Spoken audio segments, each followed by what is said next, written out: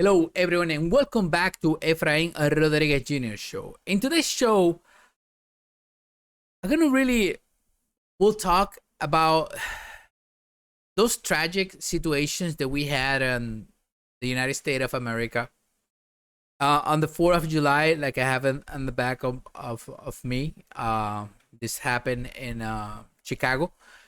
And also, I will talk about something that it came up on the reports in Uvalde.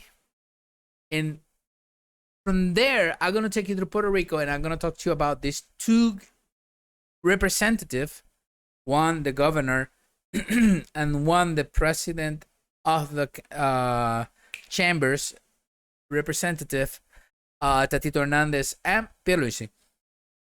There is something that it's happening and we're gonna talk about today. I hope that you're gonna like this video, but don't like it until you hear the whole thing. And also, if you haven't subscribed, just go ahead and subscribe. You know, it's so hard to I'd rather have 1 or 2 people that watch the whole video than 10 that just watch 10 seconds. And it happens. So let's go and start from the first one, noticentroguapa.tv. Biden vows to continue fight against firearms after new shooting. 6 people, but I think that by the time they typed this in, they didn't get another one just died. 7 people were killed and 23 other were injured after a shooting during the United States Independence Day parade in Highland Park in Chicago. Joe Biden vowed Monday to continue the fight against the epidemic of gun violence in the United States after a shooting at the July 4 parade in the town near Chicago that left at least 7 dead. Biden said both and his wife Jill were shocked by the senseless gun violence that once again brought pain to the American community on this Independence Day. You know, guns are not violence. The people behind the gun is violence. So I want you to learn that. 1 or 2 people that are going to be watching this video. Do not manipulate the words this way like we are ignorant, because we are not. We are not ignorant. And all this fight, he say, I will not stop fighting the epidemic of gun violence. He promised, recalling in the late June and enacted the first major gun control legislation in decades. Through the knowledge of much remains to be done. So, out of all that, we have some Republicans that also they're gonna go for this and just gonna try to, please Joe Biden and this, request. They're gonna do a legislation on this. He's gonna sign it. It's gonna be a law. It can be struck down because same thing happened with New York when the Supreme Court say you cannot do that. So they were given this so many. You had to really prove that you really need the gun to just not because you protect yourself or nothing. So the Second Amendment is very, very clear. This cannot be infringed, cannot be taken away. It's a right to bear arms. So what we see here is a government that it gets so big in a way that it gets so involved with the news, and they forget the rights of the American people. Let's just not say that the kid, was dressing like a girl. No, we cannot say that. Oh, we'll be offended to a community. We are all Americans. Forget about communities. Stop with that division of races and communities. Enough. We are all Americans. And there was so many red flags with this kid. Oh, it's Chicago. did you guys know how much gun control is in Chicago?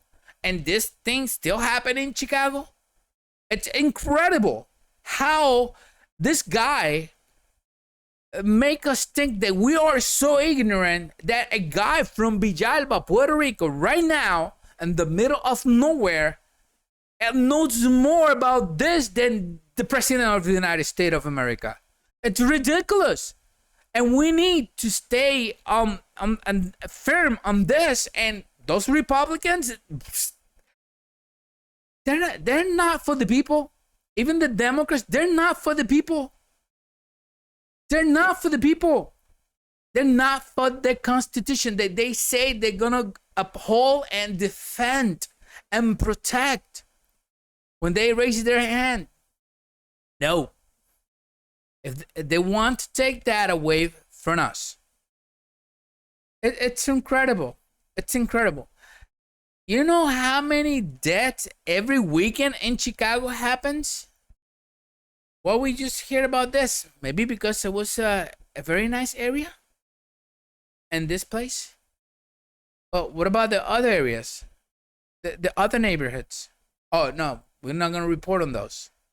Those are Americans also as well. They are important. So if you're going to be this way, be the same way with it. Why, if they have so much gun controls in those areas, why is this happening? It's not the gun, the violent. It's the people behind the gun. It's, I don't know. It's, and now I was just reading through this in the New Day, Andy. Reports reveal that police in Uvalde officers missed at least 3 opportunities to stop the Uvalde shooter. For example, before Salvador Ramos entered the campus, a police officer saw he had a rifle and asked his supervisor for permission to shoot him, but did not receive an immediate response. My dad, oh my God, my dad fought with me, against me, because I wanted to become a cop. Say, no, I want you to become an engineer. I hated him because I wanted to become a cop. Now I see he was smarter than me because the police in Uvalde, they don't have the brains to make a decision such as taking a life that is threatening another people, especially people without guns. How can you stop a guy with a gun? Oh, yes, with X? With words? Oh, I don't know. So other ways? Maybe a bow and arrow, a knife? No. You don't ever take a knife to a gunfight. You got the chance to lose. Big time. Bullet travel fast. Believe me, I know. I was in the service. I know. Those go fast. Split seconds. Travel thousands. Los Angeles. Officer responding at the school shooting in Uvalde missed at least 3 opportunities to apprehend the shooter before the tragedy culminated with 19 children dead and two teachers. A report from Texas University revealed on Wednesday. The report, prepared by the Advanced Law Enforcement Rapid Training Center, ALERT, takes a detailed look to the events on May 24 of the Robb Elementary School in Uvalde. 26 pages. 26 pages. It could have been just stopped with just only 1 bullet, and you could have just saved so much ink into all that. Seriously. This is from the newspaper, the spokesperson, El Vocero in the island, Rafael Tatito Hernandez. Once again, I'm going to be talking about him again. But every time, yesterday, I really say something that I really mean that, because we are in the mentality of Montango, and how come I give more to the people from somewhere else? I mean, I'm still standing on that part, but today he's into a fight that the governor calls for let me just go into the news, because if I go on ranting, I will lose the whole thing. Rafael Tatito Hernandez issued a strong warning to the governor of chamber to the governor. The chamber president conditions approval of the measure that allocates millions of funds to PREPA and AAA, not the car. It's the water company here.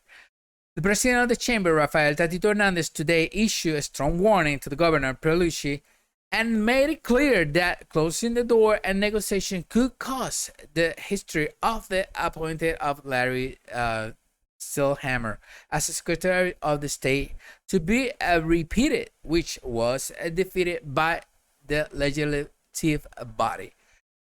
And that's what I really like, in a sense that are three different powers. If you allow one power be stronger than the other power, now that's why we have the judicial to, it's kind of like a balance it out, all three. That's how beautiful it is in America. And here we are American citizens. This is a territory of the United States of America. It's a colony, but anyways, it is. So when we see this, I see this guy has more guts than the Republicans on the Senate or the House. When I saw one time when this truck fighters, they were gonna go to Washington, and they start stopping them. They don't want them to get close or whatever. I saw the representative, the Republicans, saying like, no, I saw them, like they chopped their balls off or whatever. Sorry about that one, but the way I saw it is like, there's no guts, and when there's no guts, it's no glory. This guy here behind me, man, he got a pair, because the governor calling in, and I'm just gonna bring him up now because he's here. Pierluisi, this is from the newspaper First Hour, signs them the legislature before they start the extraordinary session. That was the word I was looking earlier, to attend to allocate costs of electricity. And even if I go on this, the level of intelligence, he said, that must be had to deal with this issue is very low, he said. Very sarcastic, very, prepotente. Anyhow, you guys know how I feel about these people, because if you work for the people, why you don't work with something that really helps the energy? Like right now, they're working with this renewal thing, and they've been working with that for many years. By the way, they have a wind thing in one place that doesn't even work. Millions of dollars wasted, and we have engineers here on the island. But will the politicians get involved in this? And they're like, no, I want that there. It's ridiculous. Governor Pedro Pierluisi affirmed on Wednesday that he will not negotiate with the chamber president Rafael Tatito Hernandez the approval of the only measure that they presented in the extraordinary session, and that he seeks a reduction in the electricity rate. So the thing is, they want to take this money from the fund that private companies put in there for the workers if they get injured, so there's money there. So they start putting money there, so the The pig got big. It's like over 144 millions already. So Pierluisi is like, let's just use that money and just give it to the people. That way they can pay less in electricity.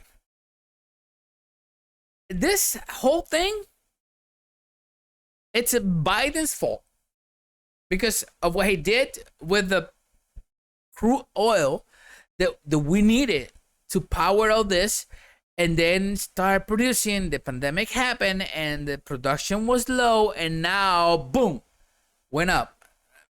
Thank God it came down a little bit, $98 recently.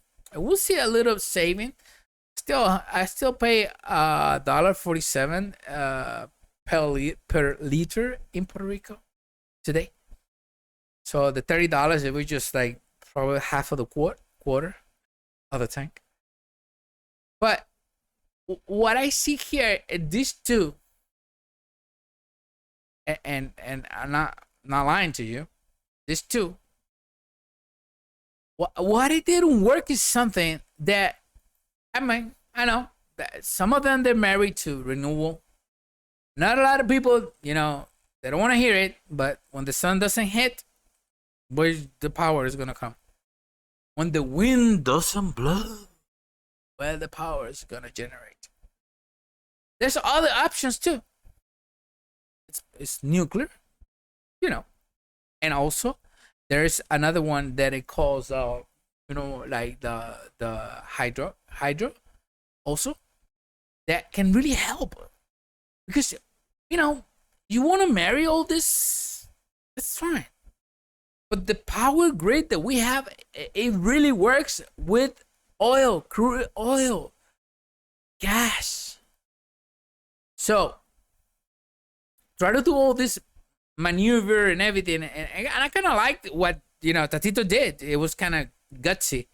The governor called for session. They're going to be there until the 26th. And he goes and say, boop, boop. And they return on the 25th, the day before, because they don't have the votes. So it's like, it's a political move, but they don't have the votes. So why this guy here did that when he know that they don't have the votes? So you're supposed to sit down, negotiate. I mean, if you guys listen to me, but I don't think you guys gonna listen to me, but there are other options up there that you guys can start looking for that. If the Biden says it's gonna eliminate oil and it's gonna be like so expensive to find, it's gonna be like really gold and black. So do something different. Start working for the people, creating systems. I mean, come on, we got people that already went to the NASA and already threw a satellite to the airspace. So we don't have smart people here in the island. So many colleges that we can work something out, that we can really work. Because I know solar and wind is there, I know, but what about the wind doesn't really blows for weeks? You're not gonna get power. Simple as that. What about as something come in a cloud and no rain and covers the sun for weeks? Or that dust from the Sahara Desert, huh? We cannot really try to reinvent this because we are really working on something that really works with oil. You guys want to really be smart, and do something that really works, because doing this political theater all the time, every single time, it's good for me because I'm talking about this, but it's stupid of you both. Do something for the people, create something. Come on, where are the smart people? Everybody left? We just left with all you two and the rest? Come on, do something better. Already, thank you so much for being here with us in Efrain Rodriguez Jr. Show from Del Barrio, Palma Sola en Villalba, Puerto Rico. Peace, and I'll see you back tomorrow. God bless.